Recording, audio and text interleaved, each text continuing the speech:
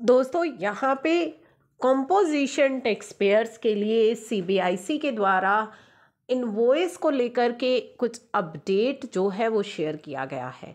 तो composition tax payers के लिए बताया गया है एज पर जीएसटी लॉ, अगर कोई व्यक्ति रजिस्टर्ड है as composition tax payer can not issue taxable invoice, वो टैक्सेबल इनवॉइस इशू नहीं कर सकता and can neither collect GST from his customer nor can claim ITC on his purchase.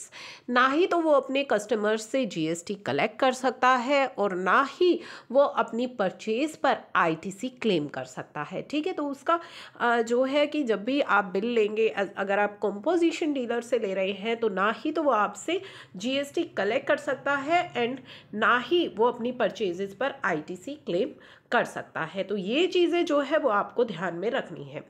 इसके बाद सीबीआईसी ने बताया है कि the fact as to whether a person is regular tax payer और अ कंपोजिशन टैक्स पेयर, अगर आप deal कर रहे हैं किसी रजिस्टर्ड व्यक्ति के साथ और आपको ये नहीं पता है कि क्या वो रेगुलर टैक्स पेयर है या वो कंपोजिशन टैक्स पेयर्स है, तो ऐसी केस में आप जीएसटी पोर्टल पर वेरीफाई कर सकते हैं, आप उसका डेटा चेक कर सकते हैं। कैसे?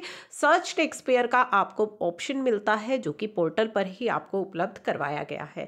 उसमें आप किसी भी जो टैक्स पेयर है जो अगर जीएसटी में रजिस्टर्ड है तो उसका जीएसटीएन या पैन को यूज़ करके आप उसकी इंफॉर्मेशन निकाल सकते हैं। Under the heading tax payer type आपको जो है वहाँ पे ये इंफॉर्मेशन मिल जाएगी कि वो व्यक्ति जीएसटी में रजिस्टर्ड है या नहीं है। तो पोर्टल पर जैसे आप देखेंगे लॉगिन करे बिना भी आप ये जो है चेक कर सकते हैं। सर्च टैक्स पेयर का ऑप्शन आपको डैशबोर्ड पर ही मिल जाएगा यहाँ पे, और यहाँ पे आप उसका जीएसटी नंबर या यूआईएन नंबर डाल करके सर्च कर सकते हैं किसी भी टैक्स पेयर की इंफॉर्मेशन, क्या वो जीएसटी में रजिस्टर्ड है।